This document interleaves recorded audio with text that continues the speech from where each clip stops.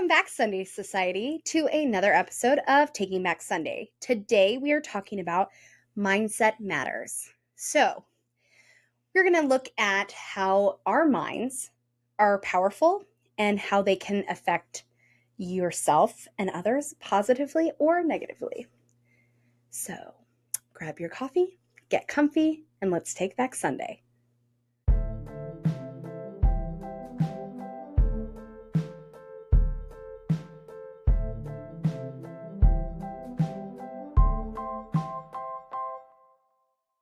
Okay, so Bianca, I listened to a podcast called Mindset Mentor by Rob Dial, and he actually had an episode. I want to give credit where credit's due. So he has an episode that's called The Incredible Power of Your Mind. And a couple of the things that he talks about in here I thought were really interesting and wanted to share this with you. So have you ever noticed how two people can have the exact same situation, and walk away with like completely different outcomes or different views? Oh, for sure. In this situation, one might feel empowered, the other defeated. And that's not luck, that's mindset. Today, we're going to dive into how powerful our mind really is. So the first thing is the placebo effect and proof that your mind is in charge. So there was a study called the milkshake experiment at Stanford, and it was researchers at Stanford's Mind and Body Lab ran a pretty neat study that this Rob Dial talks about. And so they split into two groups, and one group was told that they were drinking a high-fat, high-calorie indulgent milkshake. Mm-hmm. The other group was told that they had a low-calorie, sensible, low-fat shake. And here's the twist. Both groups drank the exact same milkshake, one a day for a week. And they tracked, during this study, they tracked a hormone called ghrelin, which sends hunger signals to your brain. The results were, in the group that believed the shake was indulgent and filling, the ghrelin level dropped 3 times more. Wow. Their bodies literally were telling them that they were full. Same shake, different belief, completely different physical response. That's crazy.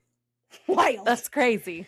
Another study they did, they interviewed housekeepers, and they asked the housekeepers, all of them, on a scale from 0 to 10, how well do you think you take care of your health and exercise? And an average through the group was 3 out of 10. Was the number below. That is low. That's about what I would score myself as. So they split the group. Half the group, nothing changed. They never said anything else to them. The other half, they said, hey, we want to talk to you about something. Your job involves 8 to 9 hours of moderate physical activity, and that's far more than the 30 minutes recommended daily. So what you're doing is way more than enough. The outcome is the group with no mindset shift stayed the same. Nothing changed. The group that told that their work was healthy lost weight and lowered their blood pressure, averaged 10 points upon the group. That's impressive. Right? So that placebo effect does work. I think when we were growing up, people would talk about how placebo effects, like, they didn't work.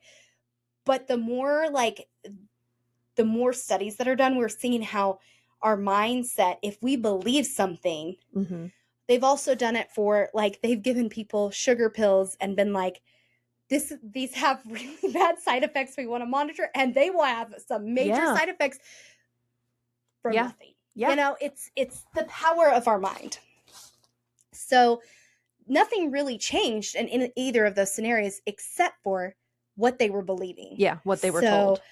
I believe it's important to talk or think about how our thoughts create our reality. Yeah, they really do. Something in the education world, and you probably have heard this before, it's called the self-fulfilling prophecy. So you, in the world of education, it's when a student is told over and over again, you're not going to be anything. You're not going to amount to anything. You're not good at this, blah, blah, blah, blah, blah. It could come from a teacher. It could come from a parent.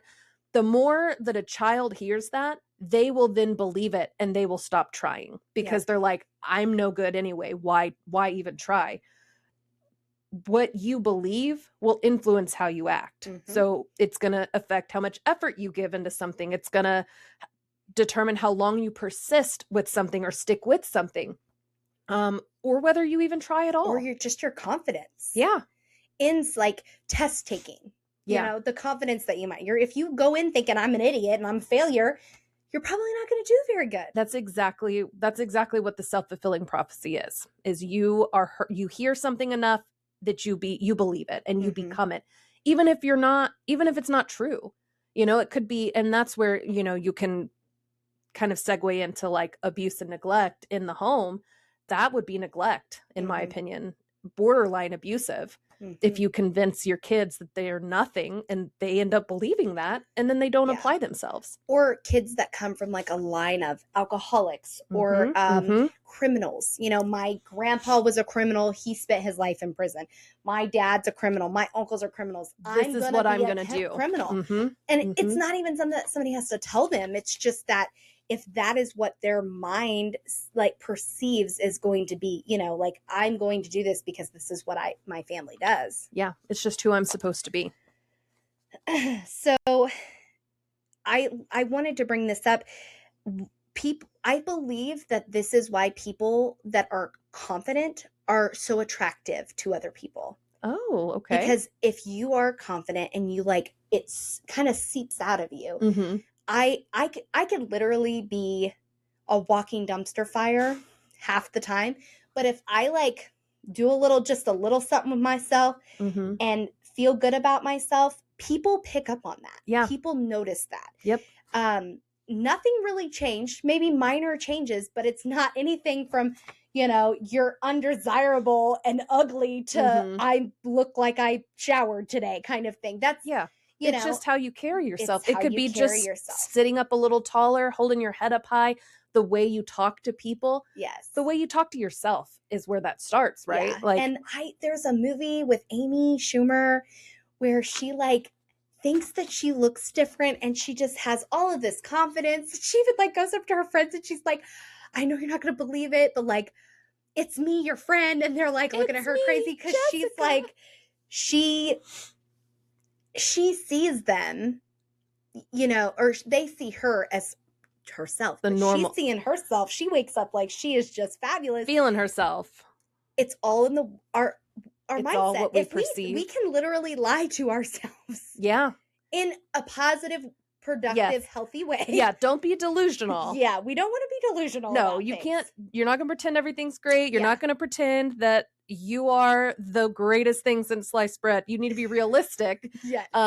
Be compassionately realistic. Yes. So, things are not always going to be great, but you can make things better. I feel like we limit ourselves a lot. Oh, yeah. There are a lot of us out here that limit our abilities. We talk ourselves out of things. We also have patterns that we build in our brains that then every time something happens, we are going to react or have that same physical response because we've taught ourselves that's what's going to happen. Yeah. So something, and you're going to be like, Bianca, you've told me this a million times. And I know that the Sunday Society has heard me say this a million times too. Your mindset, we've said it shapes your perception. Having that mindset of positive intent and assuming that in other people is 100% life-changing. I will beat this till it is blue in the face or beat a dead horse. I don't know, whatever. You know what I'm trying to say. No animal cruelty. No animal cruelty.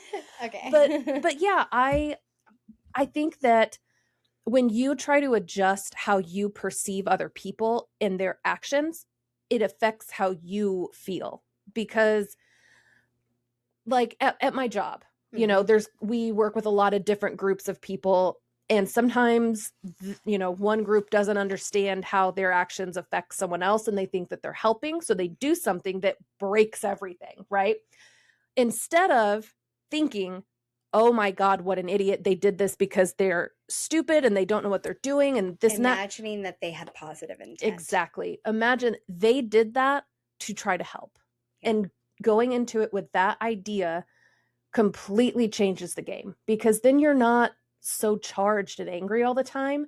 It really kind of helps build that collaboration at work. And it helps in my personal relationships too, because sometimes the road, what is the expression, the road to hell is paved in good intentions or something? Sometimes if you know somebody's heart and you know their intention, it really changes the interactions that you have with that person, because they could say something that might sound out of pocket to somebody who doesn't know their intention, but someone on the inside is like, no, they did not say that to be a jerk. They said that because they're trying to help, or something like that. Like it's a very versatile skill that I think people should develop, is just assume positive intent first, because what's it going to do? What's it going to hurt? It's not going to hurt anything. I always say that, like, I know people's hearts, and I know that wasn't their intention. And I think that's exactly what you're saying. So, like, for example, I don't think I do it anymore because I try to be very aware and mindful, but K. Like, for me, saying K is not a big deal. I'm like, K, like, okay. Yeah. But to you, it is short and off-putting, and so I know that now. And so I try not to do it. But if I were to do it, you would know that most likely my intention is that I'm in a hurry and forgot, and I'm not trying to be short with you. Because, you know. Well, and we've gotten to the point where we're like, are you good? Like, are we okay? Yeah, are we okay? You're being a little short today. Are you all right? Yeah. And I think that that's important too, is to check on your people, because sometimes we in these streets, and we are not okay. We be raw dogging life. Okay? Yes, especially people that are just out here raw dogging life without anything. Any intervention. No vices. It's hard. It is hard out here for a pimp. But seriously, I think that's an important thing, and we're going to have a whole episode on communication. But if you're not comfortable talking to somebody, like if in that situation, like, I think they're being short with me, but I don't know, and then you get stuck in your head, that doesn't do anything for anybody. If you are curious, ask them, like, hey, have I done something that you didn't agree with, or didn't sit right, or are you just busy? Or and I feel like we had that really great session that we did with that group, that counseling group. Yes. And they talked about that. How about, like, you can, like, ruminate on something, and the other person is so unaware, didn't even give it a second thought. Yes, but you had an interaction and you're stuck on that, and that literally eats up your time, your effort, your energy, your all the positive that you were going to have. Anything good. Yeah, exactly. It's sucking from you. And I'm like, oh my gosh, yes. Yeah. Yep. You're way worse than that than I am. But I'm awful guilty at of that. it. I'm guilty of it too sometimes. I analyze every text interaction that I have with everybody. I'm like, oh, they used a period, they hate me. Like, it's the end. Which I've learned, there's this like sub like thing with ADHD. It's like rejection, fear, but there's like a really aggressive word that goes with it. It's like you're terrified that people are going to reject you. So everything feels like a rejection. And I'm like, how do I turn that part off? Like, I'm fine being hyperactive and having my ups and my downs, but turn that off. The hyperactive in me is the most productive person. But I also have like kind of like a manic and depressive. I have the opposite of that, where I know I have things to do and I literally cannot make myself do it. Yeah. I'm pretty sure they call that ADHD paralysis. Yep, that sounds about right. Yep. Go look at one of my spare bedrooms. Nothing but laundry that I just throw in there. I'm like, I'm not doing this. Yeah. I'm not dealing with this. I will get into like there's a lot of days I'm just a productive person, but then I will be like overly productive. And then there's usually a crash of where I'm like, I can't. We're done. Yeah, this is it.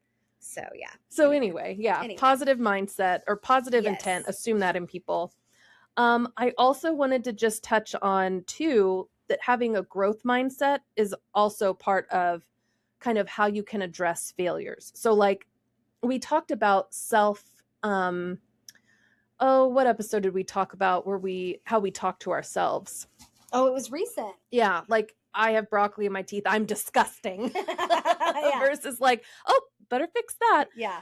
that's kind of like growth mindset versus fixed mindset Mhm. too. So it's like, I failed, so I am a failure versus I failed, so I learned. It's just, how are you going to approach those things? And Yeah. The it's, way we speak to ourselves mm-hmm, and the way that we think yep. are huge. They probably control more than we even understand. Yeah. If you are kind to yourself, like, that's how you build that resilience where you can bounce back from things Mhm. faster because you give yourself that grace. I also think it's empowering to know that I am in such control of my body and my Mm-hmm. mind. Like It's crazy. if I want to feel better, another study that they talked about was people that get a diagnosis of an Mm-hmm. illness that could be really bad. And there are certain people that have literally, doctors have been like, we have no idea how they healed themselves. Yeah. And they'll say it's the power of your mind. Some I people do might agree. call it a miracle, so whatever. But I think that's empowering Yeah. to know that my mind can control so much of my physical being and my life, Yeah. just my mind. That it's like, sometimes I think we get into victim, like victim mode, like life sucks. This last few months, I'm guilty. I'm like, I hate this and I hate that and this sucks and blah blah blah blah blah. Yeah. Yeah. And it really, when I was doing this and doing research on it and listening to that podcast that I really like, because I knew there was a couple studies on one of those episodes that I had listened to that I was like, I want to talk about this. I really had to check myself on, yikes, your mindset is, your life isn't as bad as you think it Yeah. is. This is your mind. Yeah. And I think that there's a balance with that too, Mhm. with acknowledging that, yeah, life is hard right now. Yeah. And that's okay. Yeah. But, yeah. I don't want to confuse, like, if you are hurt, sick, abused, those type of things that you can just Bounce back with your mind. Yeah. Like it there didn't are happen, things. I'm fine. Yeah. That's not what we're talking about. No, So, we're talking about like, oh, the laundry's piling up, the house, the Yeah. housework, the kids, the schedules are busy, and So a perfect example of this is that this past weekend, I was due for my, like, every fifth or sixth weekend working. Snowmageddon was coming. yes, Lord have mercy. Lord. I do want to say one really funny thing that I should have mentioned in the last podcast that we did, which was hot takes, but I watched a video where it was like, and it was about the Snowmageddon. They were like, every pack of toilet paper is gone, but you know what isn't? Dasani water. And I've been saying for years, Dasani is trash. I saw that. Nobody wants Dasani, not even an emergency. You know what else was untouched? That keto bread. Nobody wanted that keto bread. I have tried a few that aren't that bad, but if you make toast with it, you just don't even know. Yeah, toast is toast. And the girls say that the keto tortillas, they say that they don't taste any different. Oh. But that they have a weird smell. They're like, as long as you don't smell them when you're putting it in your mouth. That's what she said. Wash yourself. Okay. Here's your free reminder to wash yourself. Speaking of free reminders, what else about this mindset? I really wanted to get in kind of in a not deep dive, because I think we could do like an entire month or 2 months of how powerful our minds are and whatnot, but is how our brain works. So our brain is a pattern making machine. If you wake up believing I'm always behind, I'm bad at this, I'm unhealthy, I'm ugly, I suck, I hate my life. She sounds hideous. Yeah. Your mind starts scanning the day for proof. Oh, yeah. So instead of thinking of,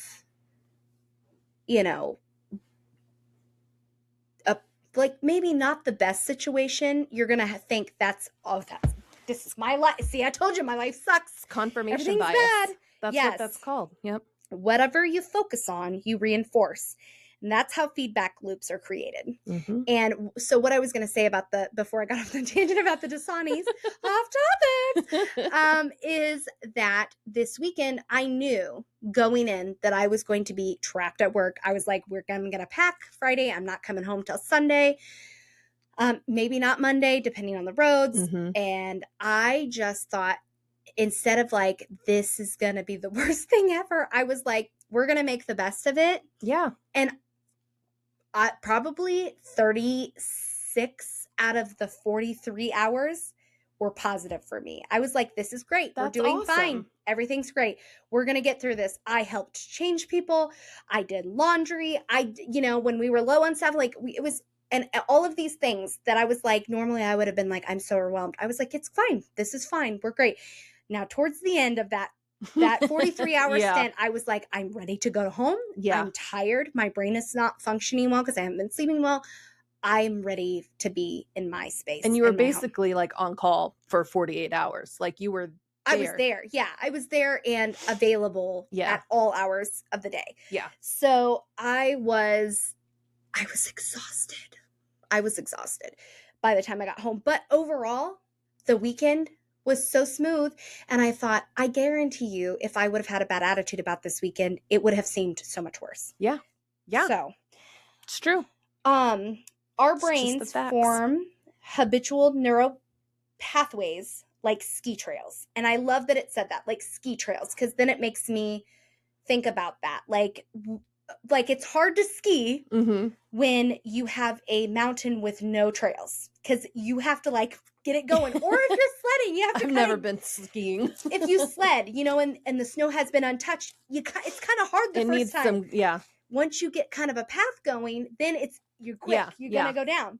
So the more you use a thought, the deeper the groove. Stress becomes automatic. Dang it. Self-doubt. I don't like this. Self-doubt becomes like a reflex. Yeah. And especially, I found this to be very interesting. It came from a study, I want to say, where did you say the school that you did the study that they did in the last episode? It was like Cambridge. Cambridge, thank you. I forgot to write what it was. A study from Cambridge said that after the age of 30, many of us are running on programmed behavior mode. Our subconscious is executing scripts we have taught ourselves for years ago. Yeah. And there's nothing new. Yeah. So once you hit 30, can make new ones, can't you? Okay. It's hard. It's hard. You have to be mindful. Yeah. Because your brain is so used to what you've always been doing. Mm-hmm. It's so much easier to go down that slope that's right there and it's packed down and it's quick to go down versus making a new one. Yeah. And I thought about that and I thought, how funny is it that we just had all this snow? But yeah, it makes sense to me. Yeah. So you have to rewire your brain, and we do have a choice. We can change. Mm-hmm. It starts with awareness. When stress hits, this is what you need to do. You need to notice the feeling, question the thought. Is it relevant? And what's the worst case scenario that's real? Not Bianca's worst case scenario, because she goes way out there like, I'm going to become a tree and then it's going to burn down. If you listen to last week, you know. Worst case scenario. Yeah. Like if I leave my house, I'm late to work. My kids didn't want to get up for school and now I'm 10 minutes behind. What is actually the worst case scenario of being 10 minutes late to work? Probably nothing life-changing. Yeah. If you do it all the time, maybe. Yeah. I mean, if it becomes a habit. Yeah. So we're going to notice the feeling, we're going to question the thought, and then we're going to choose a new response. Mm-hmm. So the example is, the time constraint is out of my control. I'm doing my best. The worst case won't destroy me or my business, and it doesn't justify this stress. So telling yourself the worst case scenario is actually not as big as long as it's realistically the worst case scenario. Yeah. And not Bianca. Yeah. I can give you a perfect example of this. This past week at work, one of a client, a customer, a school district wrote in very upset about something that had recently happened. It was a change that had just happened that I took part in. I did the change. The after effects led them that we didn't know the cause. Let me say that. I assumed they had threatened to leave and go to a different company for next year. I assumed because I'm the one that made their change that it was my fault, that my boss hated me, and that I was going to get written up or worse. And I went in on Monday and asked my manager, like, hey, can we kind of dig into this? I'm really concerned that I did something wrong. And he's like, I looked from a, quick glance. It didn't look like there was anything you did. And I was like, he didn't even care. Nope. And you I spent your entire weekend worried about it. I and did. I would have too. So I'm not judging you. No, but you see, I mean, if I would have, I will work on doing it, but that pathway is so conditioned to just assume that, yep, it was my fault. I did it wrong. I'm going to get in trouble. I'm bad. I screwed up. And that's why I can't quit therapy yet. I need to get a hold of her because she's about done. I know. I need to find someone new. But that's going to be one of the things that I want to work on is how can I rewire my thought process? Because that's anxiety. Anxiety is just misfiring, or it's negative responses that we have just learned over and over again. Yep. And I want to pull myself out of that. The rejection is also one. Yeah. Whether it's ADHD or what it is, or if it's childhood trauma, whatever it is, that rejection is one that you go to because it's familiar and it's similar and it's easy. Yep. It's an easy, even though it sucks. And, and that's the tough part is because it's not logical. It's not logical. It's irrational. My rational brain knows, Bianca, Hannah is a busy woman. She does not have time to be reading 17 messages that you're sending her right now. Cut her some slack. But the irrational part of me is like, I have bombarded her. She hates me. She's never going to talk to me again. I'm going to have to die alone without my wife. And you know what? The part of me that knows that I am busy is like, I don't care if I have 2 seconds. I'm going to say something to this message so she doesn't think I'm ignoring her.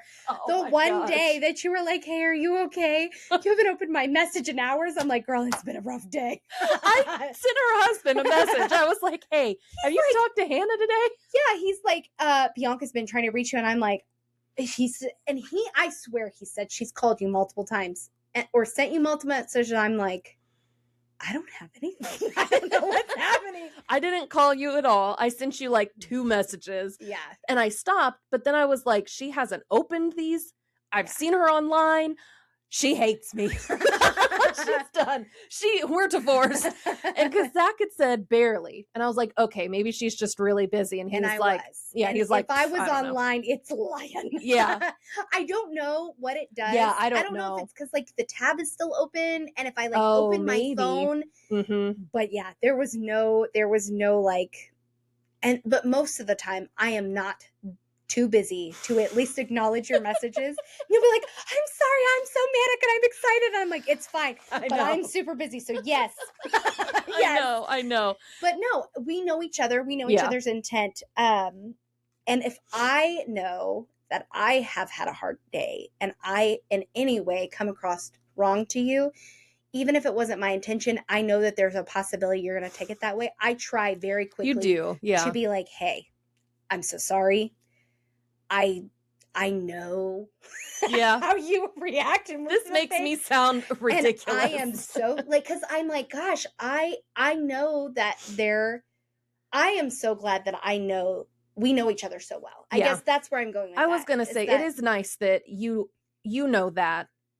Like we're mindful of each other and ourselves enough that like we're open enough to have those conversations. Yeah. That's important because there are people that I be having conversations with that will come across crazy to me. And I'm just like, well, I don't like you anymore. Well, that was weird. And I'm just over and I'm done with you. You know what I mean? Yeah. And I will probably, unless you approach me, I'm probably never going to talk to you again. Yeah. And I am completely okay with it. Yep. Because that's where I am at almost 40 years old. And yes, I am over the halfway mark. You better stop saying that. You better take that back right now. I'm almost 37. But anyway, so yes, learning those behaviors or unlearning them. Every time that we repeat or question a thought, we're kind of creating a new groove and a new pathway.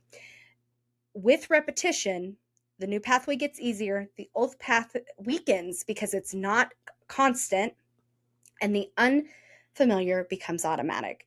That is how mind shift change becomes identity change. We flip, and we are teaching. Our brains are powerful enough that we can rewire it ourselves, we can teach it ourselves, and we can tell ourselves, no, we're not doing this. And even if you are in the middle of that repetitive thought that is so comfortable, you can say, I'm going to pause, and you're going to question it, and we're going to reroute it. Yeah. I just think that's super empowering. It is. And I'll tell you, I know I'm given a lot of personal examples, but oh, I love it. When Roscoe died, and I've talked about this a lot here, I couldn't stop replaying the thought that it was my fault, that I messed up, I did something wrong. And it wasn't until I went to therapy where I learned kind of the power of mantras and repeating the new, like anytime that thought would come to my mind, I loved him well, and I did the best I could for him. And I repeat that so well. I did. And I know that I did. And he lived such an amazing life with you. Yeah. Same with Marley, and same with Luca. And I mean, they're still here, but Luca and Petuni's in there, they have lived. I mean, listen, if for any weird reason that Jesus ain't real and reincarnation is, I want to come back as Bianca's dog. Because she is good to them. I love them, and I give them everything that I can. Yeah. And that rewired that thought process. It took a while. It doesn't, I mean, like you said, it doesn't happen overnight.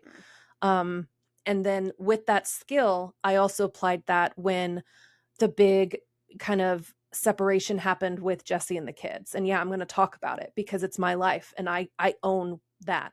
I have the power to discuss that. And I had to repeat over and over that I did what I thought was right. I defended the child that I loved more than myself, and it helped. Yep. It helped. And if you don't agree with that, or you have something negative to say, you can sit in syrup and suck it. You can sit in something. Sit in some dang acid.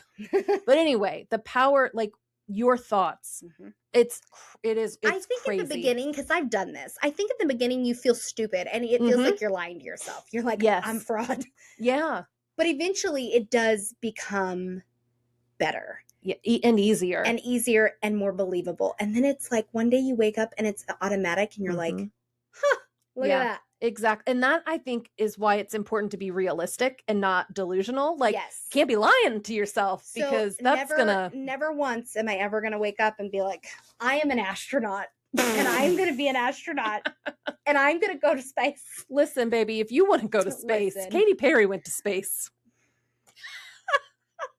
Allegedly. All I know, you guys, is that I don't even like flying on a plane. So I'm going to ever be an astronaut.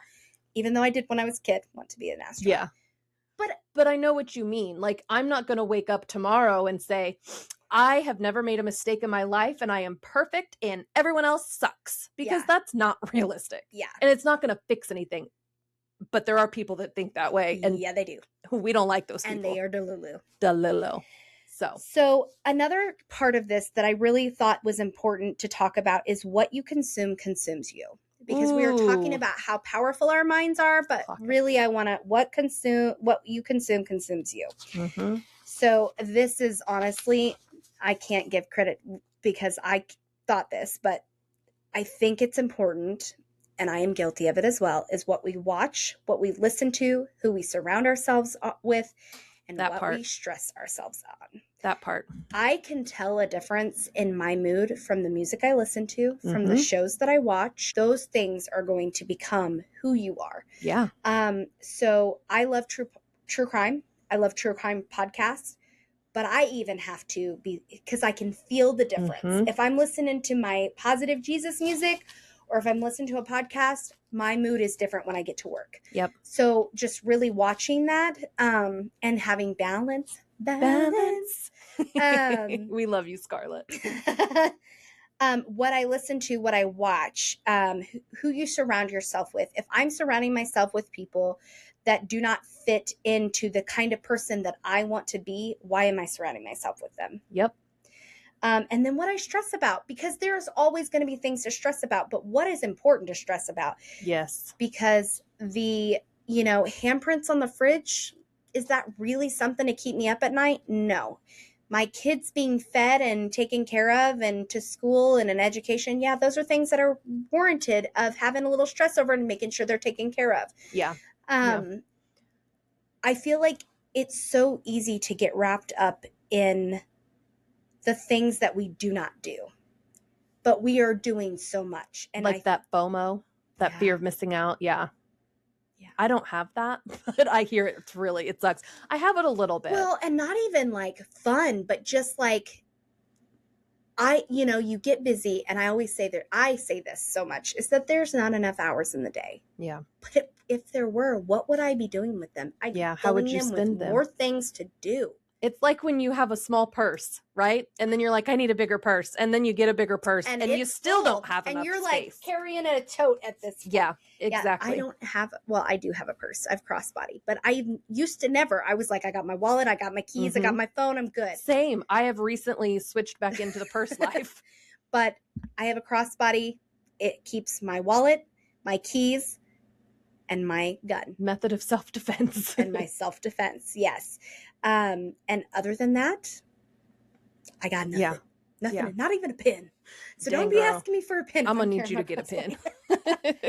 But no, what in like elementary school, we did this play at church. And it was called Dr. Newhart's Neck Up Checkup. We ended up, I think you and I like casted it and directed it when we were a little older.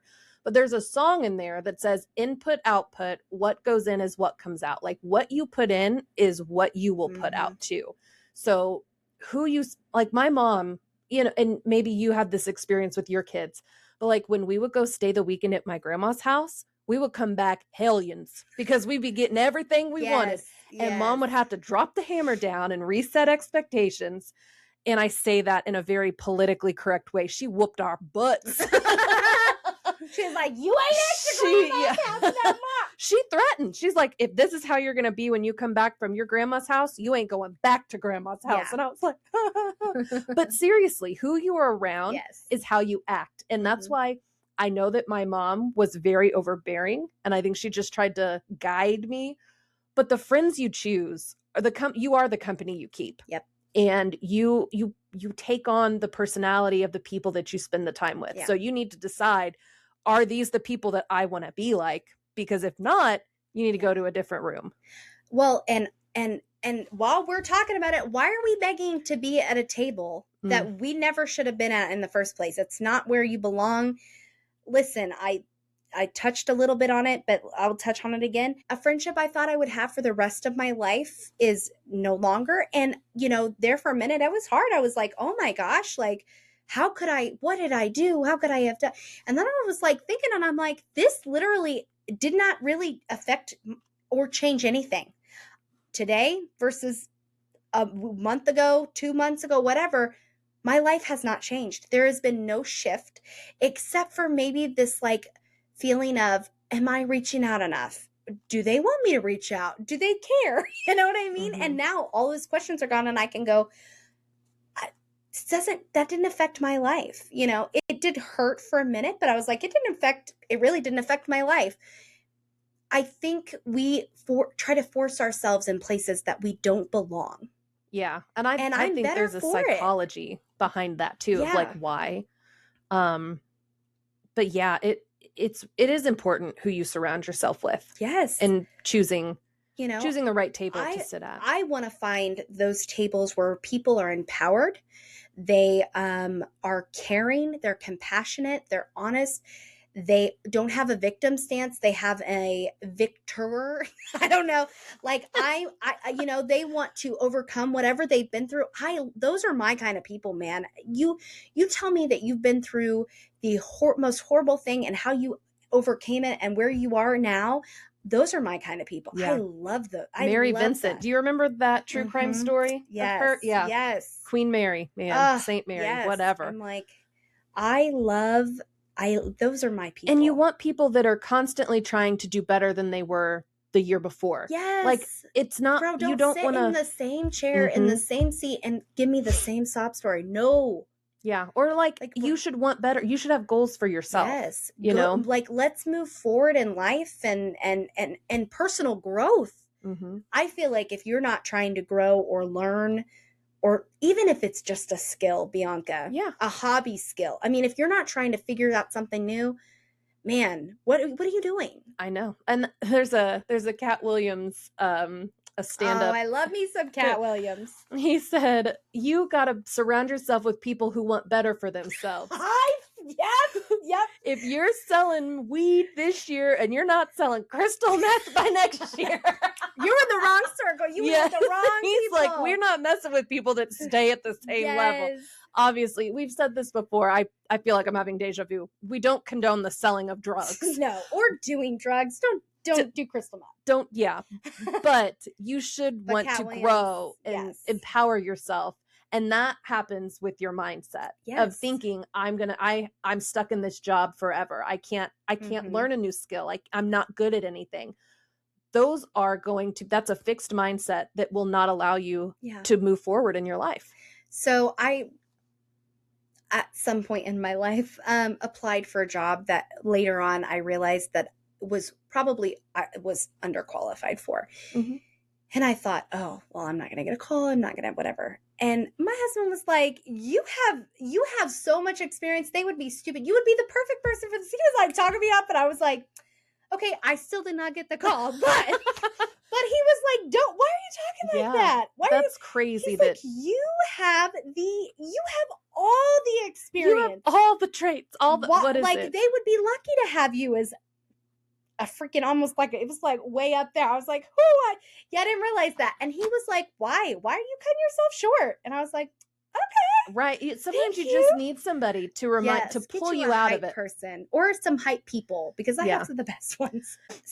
So all of those things of what you're watching, what you're listening to, who you're surrounding yourself with affects your mind and your body. Your environment is shaping your beliefs. We got way off tangent. Yeah, we did. I'm so sorry. Nope. All relevant. All relevant. So my closing challenge to you, to myself, and to our listeners is to stop doubting yourself. Stop limiting yourself. And this week, I want you to analyze your thoughts. Ask, where did this belief come from? Is it actually true? Who would I be without it? Because when you change your mind, you can change anything. Okay, snaps. That was good. I don't think that there's anything left to say after that. I'm Hannah. And I'm Bianca. And we are Taking Back Sunday.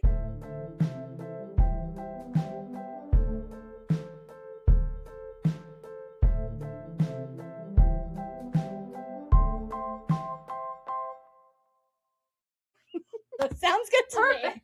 You can leave all of that in. Hell yeah. That was good. It's been a long time since I've done that. Positively or negatively. I know. I was like, and that is it. Hannah from Channel 9. I know, like that for a second. I was like, it's been a while.